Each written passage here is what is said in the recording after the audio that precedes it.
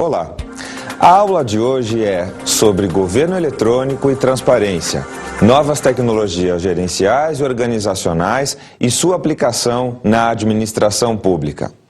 Inicialmente, vale ressaltar que vamos trabalhar nesta aula dois temas que são separados, porém complementares. O primeiro, portanto, é o tema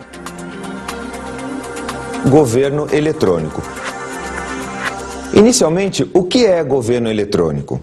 O desenvolvimento de programa de governo eletrônico tem como princípio a utilização de modernas tecnologias de informação e comunicação para democratizar o acesso à informação, ampliar discussões e dinamizar a prestação de serviços públicos, sempre com foco na eficiência e na efetividade das funções governamentais.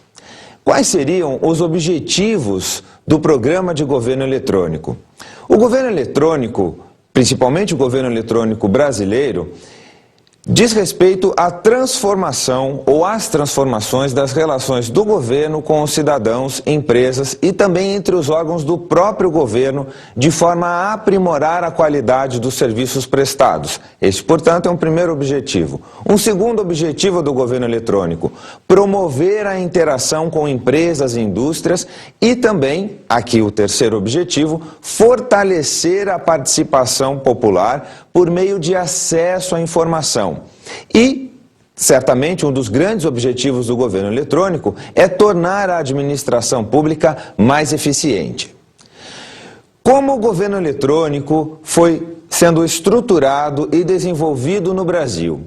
A política de governo eletrônico brasileira tem como marco inicial o decreto de 3 de abril de 2000.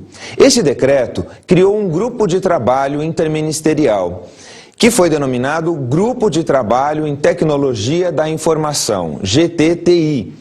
Qual era a finalidade desse grupo de trabalho? A finalidade era de examinar e propor políticas, diretrizes e normas relacionadas com as novas formas eletrônicas de interação.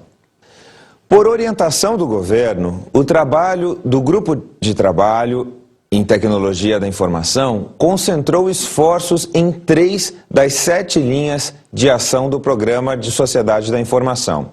A primeira linha, universalização de serviços. A segunda, governo ao alcance de todos. E a terceira, infraestrutura avançada. Considerado um dos grandes marcos do compromisso do Conselho de Governo em prol da evolução da prestação de serviços e informações ao cidadão, o decreto de 18 de outubro de 2000 criou o Comitê Executivo de Governo Eletrônico, com o objetivo de formular políticas, estabelecer diretrizes, coordenar e articular as ações de implementação do governo eletrônico. E quais seriam as competências desse conselho, conhecido como SERGE? Em primeiro lugar, coordenar e articular a implantação de programas e projetos para a racionalização da aquisição e da utilização de infraestrutura, dos serviços e das aplicações de tecnologia da informação e comunicações no âmbito da administração pública federal. Uma outra competência é a de estabelecer as diretrizes para a formulação pelos ministérios de Plano Anual de Tecnologia da Informação e Comunicações. Uma outra atribuição desse conselho é a de estabelecer diretrizes e estratégias para o planejamento da oferta de serviços e de informações por meio eletrônico, pelos órgãos e pelas entidades da administração pública federal. Além desta atribuição, há também a atribuição de definir padrões de qualidade para as formas eletrônicas de interação.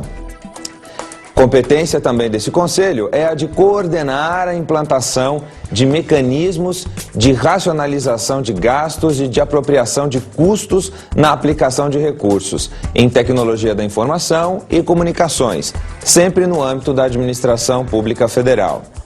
Além dessas atribuições, também há de estabelecer níveis de serviço para a prestação de serviços e informações por meio eletrônico.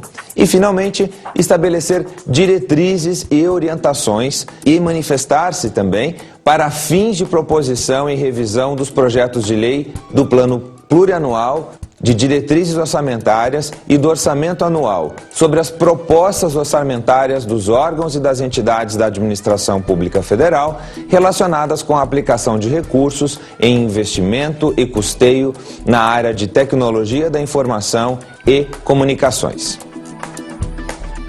Por meio de um outro decreto, o decreto de 29 de outubro de 2003, foram instituídos comitês com a finalidade de coordenar e articular o planejamento e a implementação de projetos e ações nas respectivas áreas de competência.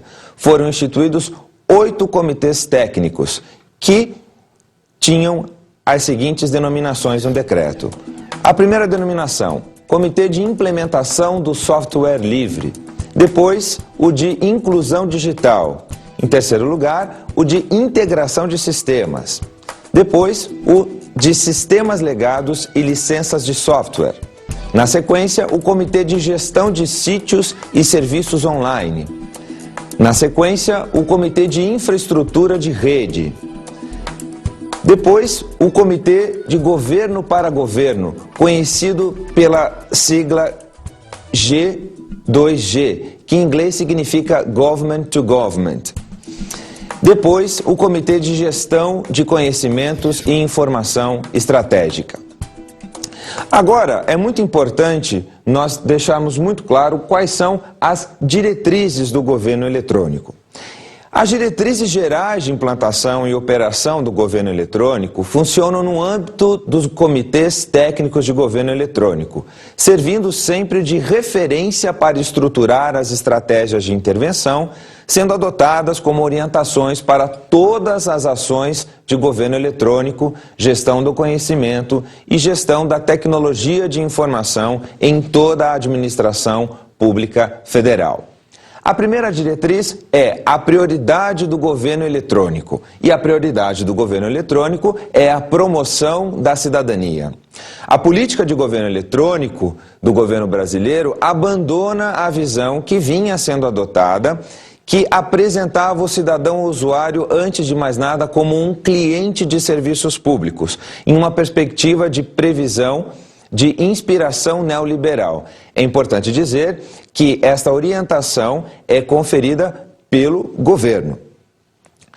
O deslocamento não é somente semântico, segundo o programa de governo. Significa que o governo eletrônico tem como referência os direitos coletivos e uma visão de cidadania que não se restringe à somatória dos direitos dos indivíduos. Dessa forma, acaba-se por ser incorporada à promoção da participação e do controle social e a indissociabilidade entre a prestação de serviços e sua afirmação como direito dos indivíduos e da sociedade. Essa visão, por óbvio, não abandona a preocupação em atender às necessidades e demandas dos cidadãos individualmente, mas a vincula aos princípios da universalidade, princípio da igualdade perante a lei e também da equidade na oferta de serviços e informações.